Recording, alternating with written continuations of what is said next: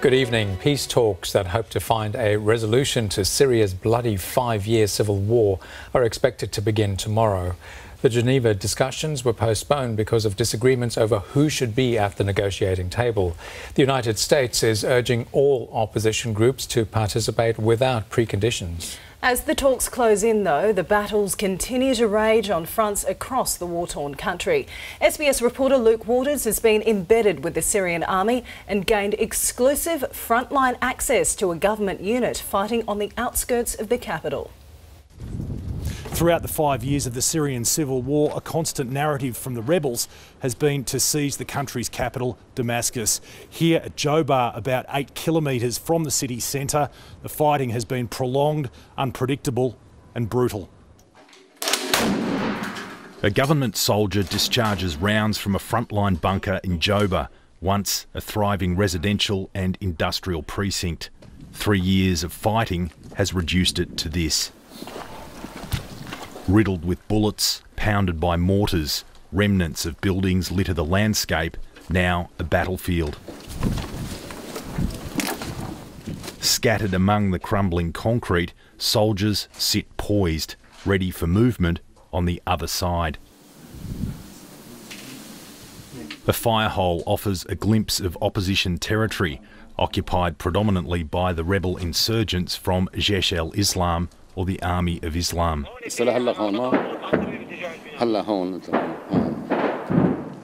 Colonel Ahmed Zaka leads the government force defending Jobar. The 50-year-old has spent just 2 days at his own home in the past 14 months. وبإذن الله تعالى بالأيام القادمة سوف تكون آمنة كامل محيط مدينة دمشق وبالتالي دحر الإرهابيين أينما وجدوا على هذه الأرض في سوريا.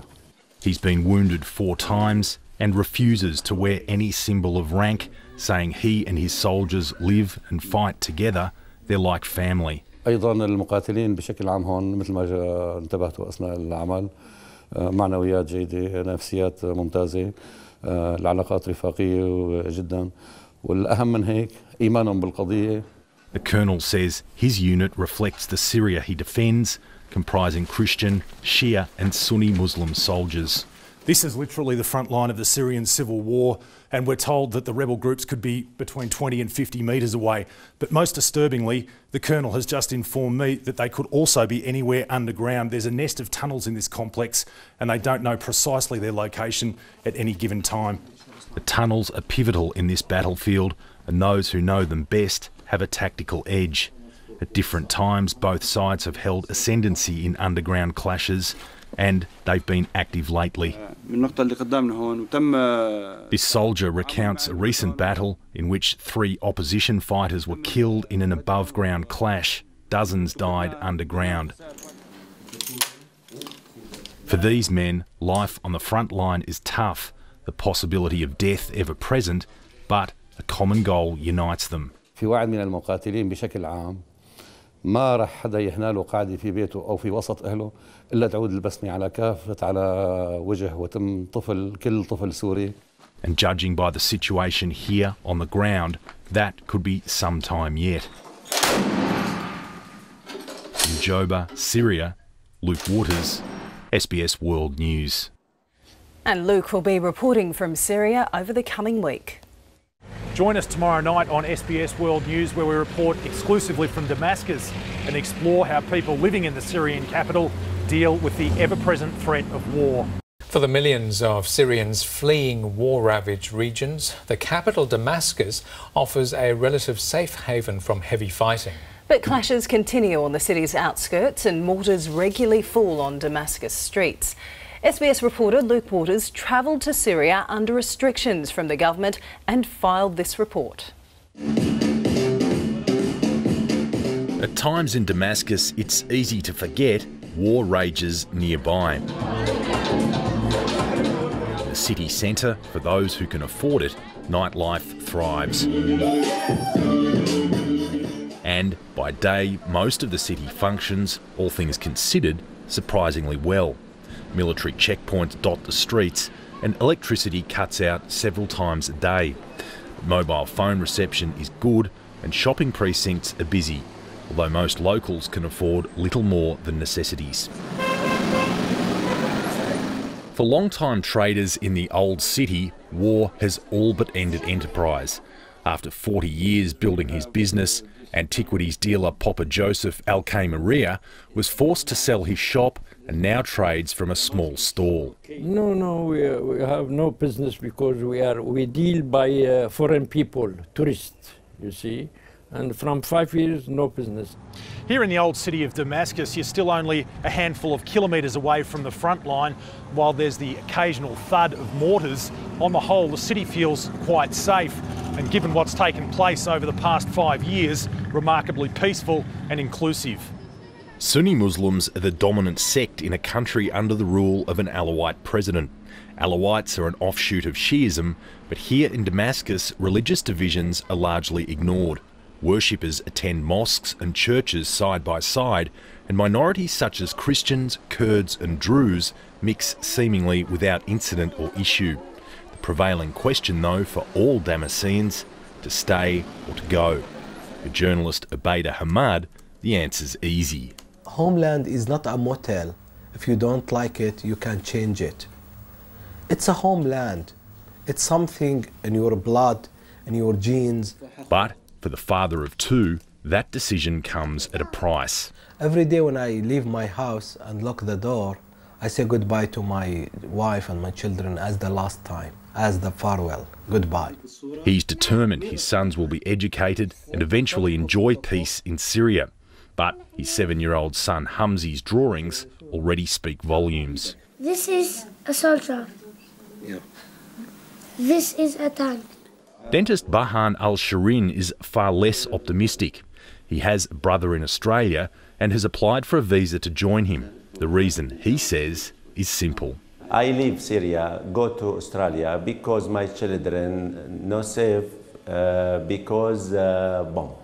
For millions of Syrians, Damascus offers relative safety. About 5 million people now inhabit the city compared to around 2 million before the crisis. But rebel groups have made several attempts to take Damascus. One was here in the city's east, where Jabhat al-Nusra and the Army of Islam seized this precinct for about 3 weeks. This woman was forced from her home when insurgents arrived. When government forces reclaimed the area, the family returned to their home with no electricity, no water and no alternative. ما في حياة أبداً، معدومة الحياة، زبالة، قمامة، وسخ، قوارض، فئران، جرادين، حشرات، شيء مرعب يعني بالليل وأنت سهران. Even for those in more affluent and seemingly safer precincts of the city, the threat is ever present and real. In Damascus, Syria, Luke Waters, SBS World News. After 5 years of civil war, the death toll from both sides of the conflict continues to rise, and a huge cost is being paid by civilians, both those killed by the forces of the Assad government and those who've died in rebel attacks. SBS reporter Luke Waters travelled to Syria under government supervision and met some of the families of the young men killed on the streets of Damascus. Amateur vision captures the street procession before Suhail al-Nabki's funeral. 28-year-old Syrian Christian was killed by a mortar in Damascus, his coffin draped symbolically in the country's distinctive flag. Still blood-stained, it's now the prized possession of Suhail's son, Marwan. The 4-year-old is being raised by his grandmother, who vows to wear a pendant bearing her son's image for the rest of her life. She says it keeps him close to her heart. ماني حاسسته ميت. سهيل بغرفة النوم موجود قبل بليلة كأنه يوم حدي. على البلكون كنا نقعد نشرب قهوة. Suhail's parents say he regularly risked his own life transporting injured Syrians to hospital. وين ما ينزل قذيفة يشغل السيارة ويروح. كل يوم سيارته بالمغسلة يشيل منها دم. His image is now displayed publicly in Martyrs Square, Damascus, according to his mother, a fitting tribute. إن شاء الله يتسجل عند ربه شهيد. لأنه كتير حنون وكتير قلب طيب وكتير سخي. Grieving parents are all too common in Syria. Daher and Amal lost 2 of their 3 sons to the war within 4 months. 25-year-old Hannah, a mechanic, was one of 6 men fatally shot while manning a checkpoint. His 23-year-old brother Rami, a law student, was killed by a car bomb. Their father says his sons were brave men who sacrificed their lives for their country.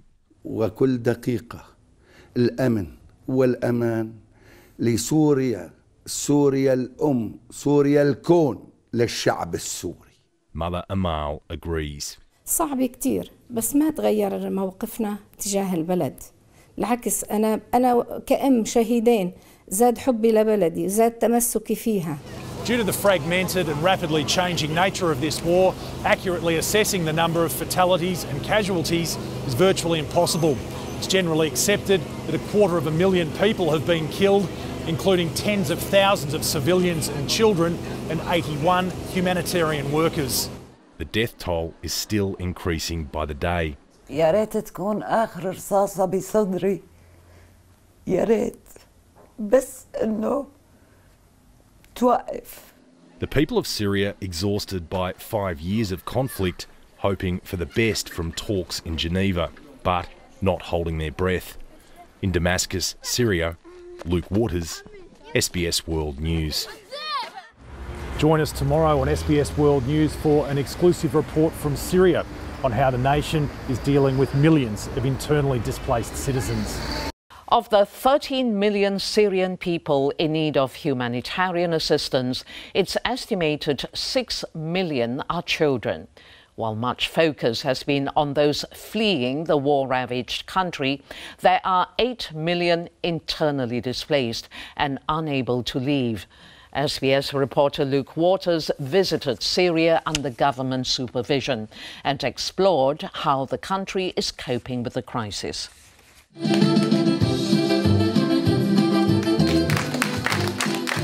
For most displaced Syrian children, smiles are rare, but not here. This shelter, run by the Syrian Arab Red Crescent, delivers a range of programs for 5 to 17-year-olds. They include sport, music, learning and crucial induction counselling, where the level and type of trauma experienced is assessed by trained volunteers. To help him to get through from the circumstances or horribly violent scenes they had sensed or watched in their country. After almost 5 years of fighting, statistics confronting young Syrians are grim. One of the recent reports states that 1 out of 3 children are at risk of developing mental disorder because of trauma. 1 in 4 schools have been destroyed and 2 million children have fallen out of education. So learning is the major focus at most shelters. They have this safe place to do these activities because the streets and the schools, the other places are not safe anymore. Brothers Ahmed and Ali fled the fighting in Aleppo, arriving in Damascus a few months ago. They participate in most activities and volunteers say their situation has improved. اليوم نفرح اليوم نفوز هيك نقلبنا على الفريق كذا نفرح نضل. 11-year-old Ahmed aspires to be an engineer but also has a contingency. أنا يمكن إذا ما عجبتنا المهندس بدي يصير ضابط بدي يدعس على هدول داعش.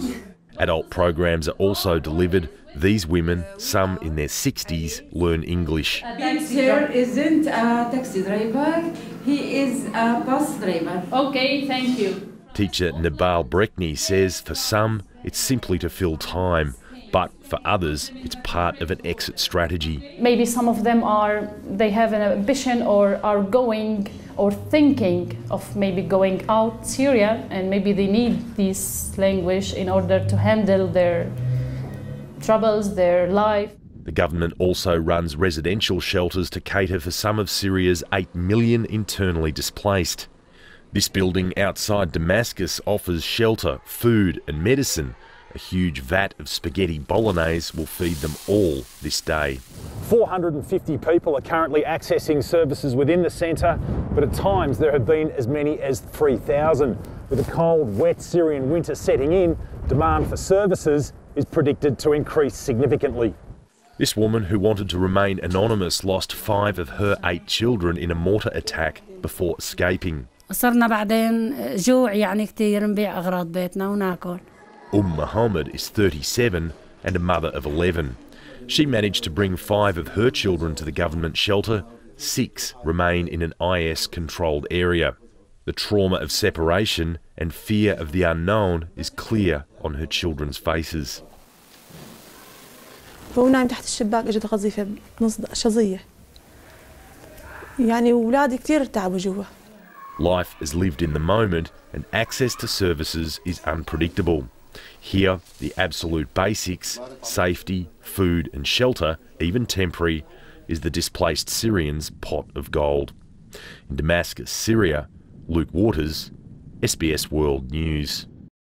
As handfuls of aid convoys have reached the besieged Syrian town of Madaya, there are still grave concerns for people starving there. Aid workers told SBS reporter Luke Waters that the impact of war on Syrian civilians is the worst many of them have seen. Images from Madaya are perhaps some of this war's most confronting. Humans nibbling leaves, licking salt, literally starving to death. Earlier this month, aid finally made it through. Braving the front line in the first convoy into besieged IS-controlled territory was Pavel Kshishek. In his eyes you could really see this little glimpse of hope that something is happening in their place, despite the siege and after so many months they were weak. You could see a very bleak smiles. The Polish-born humanitarian has crossed front lines in some of the world's most dangerous conflicts, Iran, South Sudan, but regards Syria as the worst. When we were entering, well, it was very heartbreaking, very emotional moment, regardless of who is fighting who. The civilians should not be the victims of this war. Ceasefires are negotiated by both sides, paving a way for aid access. But with more than 80 humanitarian workers already killed in this war, there are no guarantees. I don't know if this is the adrenaline or fear. I know that you feel something. I mean, but first and utmost, you feel that you need to get there. Too many people in this conflict are trapped in the fighting, are caught up in the endless fighting.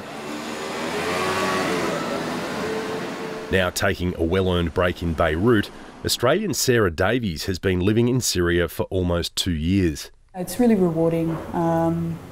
Yeah, I mean, I've always wanted to do work where I felt like I was making a difference.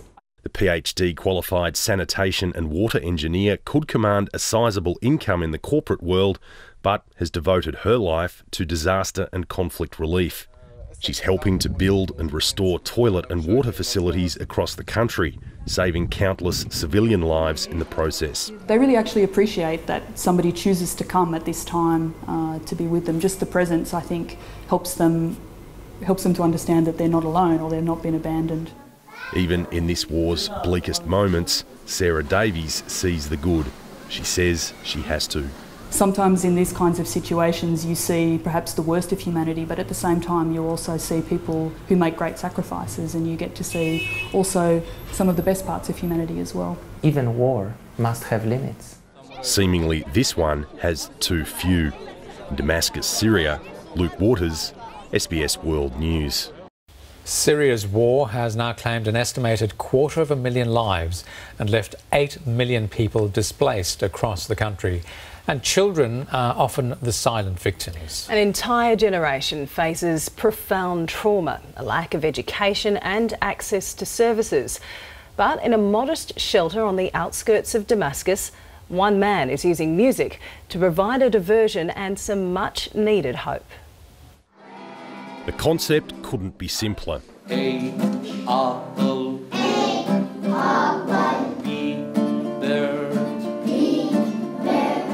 But judging by the interaction and enthusiasm, the results are remarkable.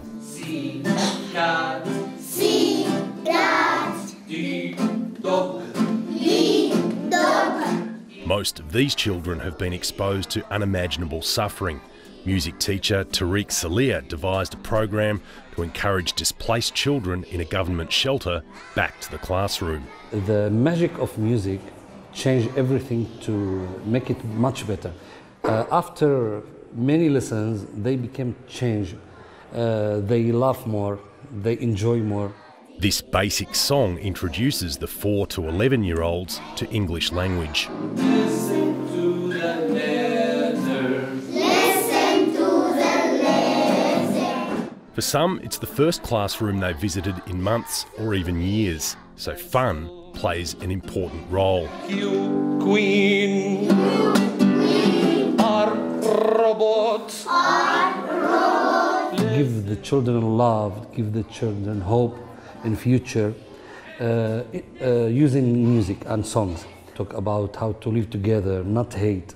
With 1 in 3 Syrian children said to develop a trauma-related disorder, experts say the benefits of what seems a simple program can't be underestimated. It's very important to let the kids just live moments of childhood again. There is nothing better for a child than to move and to hear music and to dance. There's little doubt the now 6-month-old program is having a positive impact, with many of these children now themselves aspiring music teachers. أستاذ بفرح. ليش؟ أستاذ لأنه الأستاذ بحبنا، أستاذ بيدرسنا موسيقى وبيضحكنا. Despite what's taking place in their homeland, the final song of every class is one of national pride. Tariq Syria says here, hope means the world. The war, it will end one day, and I hope very soon. And in future, you'll make new Syria. You'll make your country much better, and they believe in this idea. أستاذ بنحب إنه تضل أحلاها ما فيها شيء وترجع الأمور مثل ما كانت من قبل.